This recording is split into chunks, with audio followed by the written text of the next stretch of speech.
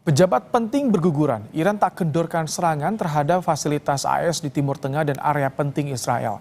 Kini kilang minyak kawasan Teluk juga terancam dampak perang Iran-AS.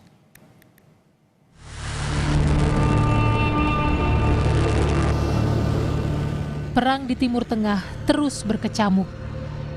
Satu persatu pejabat penting Iran berguguran. Setelah Sekretaris Dewan Keamanan Tertinggi Iran Ali Larijani dan Komandan Pasukan Basi Iran Gholam Reza Soleimani tewas dibunuh Israel, kini Menteri Intelijen Iran Esmail Khatib terkonfirmasi tewas dalam konflik dengan Amerika Serikat dan Israel. Presiden Iran Masoud Pezeshkian mengonfirmasi Menteri Intelijen Esmail Khatib tewas dalam konflik dengan Amerika Serikat dan Israel pada Rabu waktu setempat. Melalui unggahan di platform X, Pezeshkian mengecam keras kematian tersebut sebagai pembunuhan pengecut. Ia juga menyampaikan duka mendalam atas gugurnya sejumlah tokoh penting Iran dalam waktu berdekatan. Ia menambahkan duka tersebut dirasakan seluruh rakyat Iran. Sementara itu, pemimpin tertinggi Iran Mojtaba Khamenei bilang, pertumpahan darah seperti itu hanya akan memperkuat Republik Islam Iran dan menekankan bahwa mereka yang bertanggung jawab pasti akan membayar harga atas kejahatan mereka.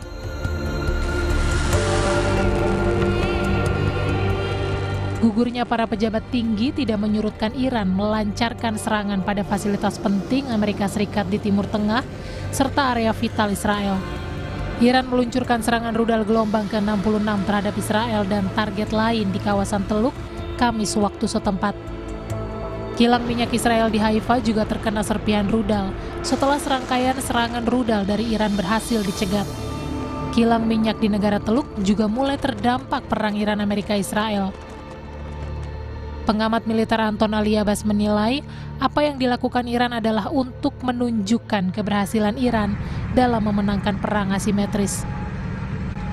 Iran ingin mencoba untuk mengontrol pergerakan di Selat Hormuz, dan bagi dia ketika kita bicara adalah perang asimetris itu adalah salah satu bentuk kemenangan. Yang kecil bisa ikut mendikte peperangan gitu. Jadi ini adalah salah satu poin kemenangan strategisnya bagi Iran, dan ini Iran ingin menjaga. Selain dari kalau misalnya ada data terakhir itu menunjukkan bahwa serangan yang menggunakan misal itu mulai terjadi peningkatan. Jadi dengan kata lain, Iran ingin menunjukkan klaim-klaim yang diberikan oleh Amerika Serikat bahwa mereka sudah berhasil melumpuhkan kemampuan militernya Iran, sebenarnya itu adalah data yang salah. Buktinya apa? Mereka tetap melakukan perlawanan dan mereka ikut bisa mendikte. Kini perang yang sudah berlangsung selama 3 pekan belum menunjukkan tanda-tanda mereda. Setelah kilang-kilang minyak di kawasan Teluk terancam, negara Arab ramai-ramai mengecam Iran. Di pihak lain, Uni Eropa yang berkumpul di Brussel juga menolak membantu Amerika Serikat dalam menangani krisis yang terjadi di Selat Hormuz.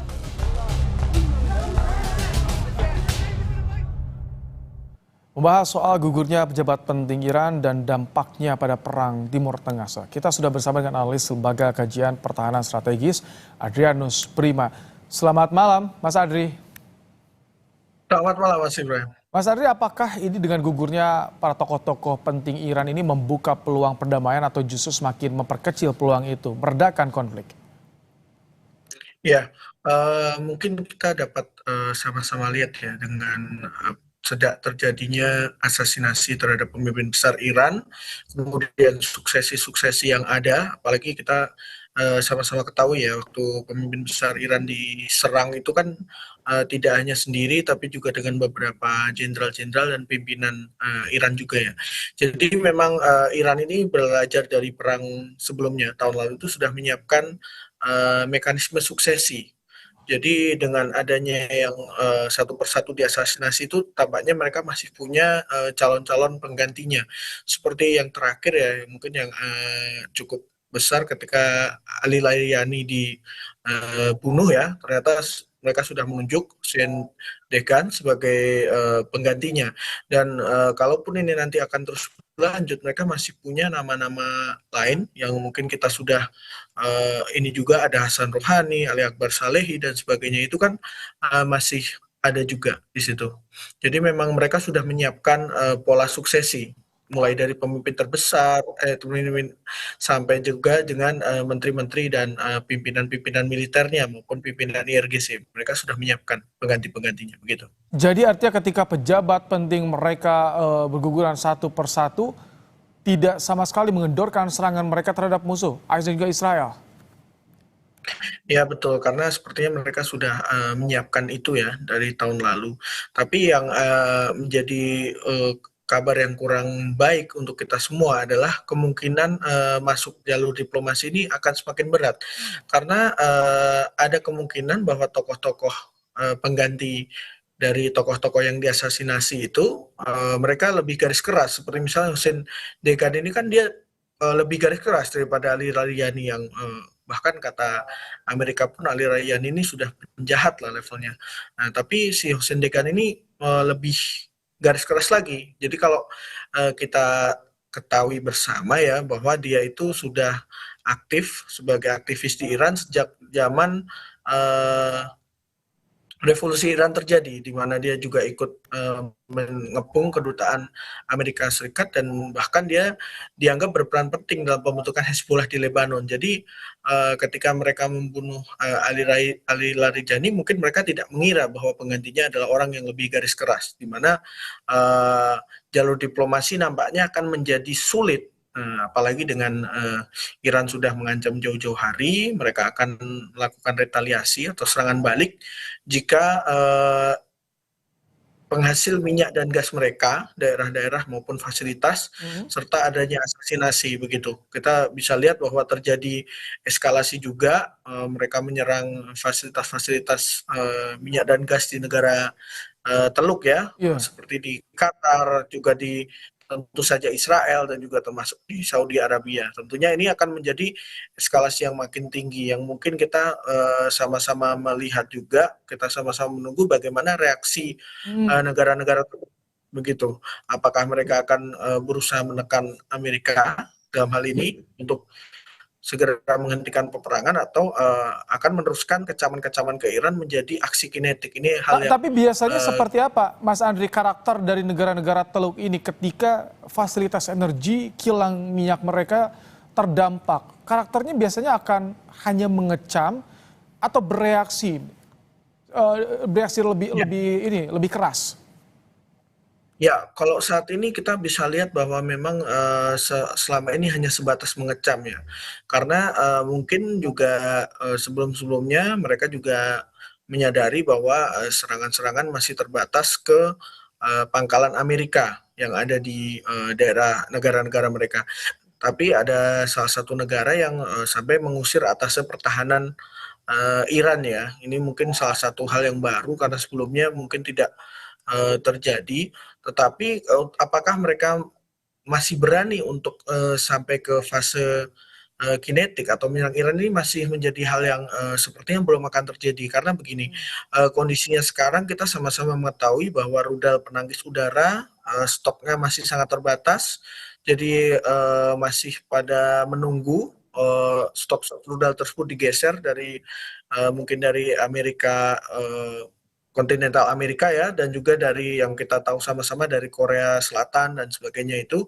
Kemudian kita juga masih menunggu juga negara-negara seperti Prancis yang sudah berjanji akan mengirimkan rudal-rudal defensif dan juga asetnya untuk melindungi negara-negara sahabatnya yang kebetulan ada pangkalan militer Prancis di sana seperti di Qatar. Itu kan tentu saja mereka tidak akan berani melakukan serangan ke Iran, negara-negara Teluk ini, kalau mereka belum mampu melindungi wilayahnya sendiri. Begitu. Dengan kondisi seperti ini, kapan perang akan mereda? Gejolak ini bisa segera ditangani. Kapan kira-kira, Mas Andri? Nah, ini adalah pertanyaan besar yang kita juga dari awal perang ini kami senantiasa bertanya, sebenarnya apa sih yang diharapkan dari serangan Israel dan Amerika? Karena kita harus sama-sama ingat bahwa bagi Israel, perang berkepanjangan itu tidak ada ruginya bagi mereka. Bagaimana kita lihat mereka mengekskalasi di Lebanon ya, bagaimana mereka melakukan ultimatum kepada Lebanon, hampir 1/6 penduduknya diminta untuk mengevakuasi diri. Kita bisa lihat bahwa Israel ini tidak merasa bahwa perang ini harus segera selesai. Karena kalau kita lihat dalam pidato Netanyahu ya, yang ketika dia bilang dalam bahasa Ibrani, dia bilang kita akan melakukan ini selama mungkin, as long as it takes. Tapi ketika dalam bahasa Inggris dia bilang kita ingin mengakhiri ini secepatnya. Kita bisa lihat bahwa sebenarnya masalah utamanya adalah Israel tidak ingin perang ini segera selesai. Jadi tentu saja kita harus menunggu bagaimana Amerika akan bersikap, karena kita juga harus sadar bahwa negara Teluk sebenarnya itu mempunyai daya tawar yang cukup besar kalau Tapi untuk terhadap Iran Amerika. sendiri mereka siap juga untuk perang jangka panjang. Ya, tentu saja seperti tadi disebut ya di segmen sebelumnya oleh Mas Ali Abbas bahwa sebenarnya ini adalah perang asimetris, di mana yang kecil itu melakukan 1-2 serangan itu sudah dapat menunjukkan bahwa mereka belum kalah. Apalagi dengan kondisi Selat Hormuz sekarang ya, kita bisa lihat bahwa beberapa kapal yang sukses melewati Selat Hormuz itu nampaknya sudah meminta izin pada Iran. Jadi secara de facto beberapa negara itu sudah mengakui bahwa Selat Hormuz ini dikontrol oleh Iran. Jadi kalau dari sisi Iran itu selama setiap hari mereka masih bisa melakukan serangan, ya kekalahan itu belum terjadi. Beda dengan di sisi negara Teluk yang lain ya, mungkin mereka apalagi ekonominya tergantung pada minyak dan gas. Apalagi kalau di Iran mungkin ini sudah seperti perang yang ideologi ya, atau perang suci lah kita boleh bilang ya, seperti mereka sering beberapa kali bilang. Mas, Jadi mungkin mereka sudah siap dengan konsekuensinya perang Mas Andri, panjang gitu. siapa sosok sentral yang bisa meredam perang ini, yang bisa menghentikanlah perang ini agar segera berakhir? Siapa sosok sentralnya dengan kondisi Iran saat ini? Ya, kalau di Iran sendiri kami rasa kami semua merasa bahwa Iran ini mereka itu hanya bereaksi atas segala serangan-serangan yang ada.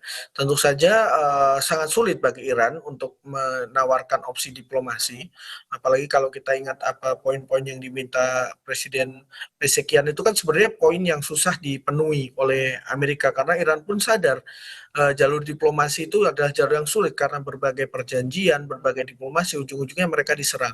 Kalau kami boleh berpendapat, sebenarnya sekarang ini yang memegang peran penting yang bisa menekan Amerika itu adalah para pemimpin-pemimpin negara Teluk, yang kita harus ingat, bahkan seperti Qatar itu menyumbangkan pesawat kepresidenan, kemudian beberapa negara Teluk itu berinvestasi di dana-dana yang digalang oleh menantu Presiden Trump, si Jared Kushner. Nah, di sini mungkin leverage negara Teluk yang harus bisa digunakan untuk menghentikan perang ini. Karena kalau kita lihat dari sisi Israel, sebenarnya Israel tidak ada masalah perang ini terus berlanjut. Hanya Amerika yang bisa ditekan untuk menghentikan perang ini. Oke, Gitu. baik. Terima kasih Mas Adrianus Prima, analis Lembaga Kajian Pertahanan Strategis, telah menyampaikan pandangannya di program Kompas Malam hari ini.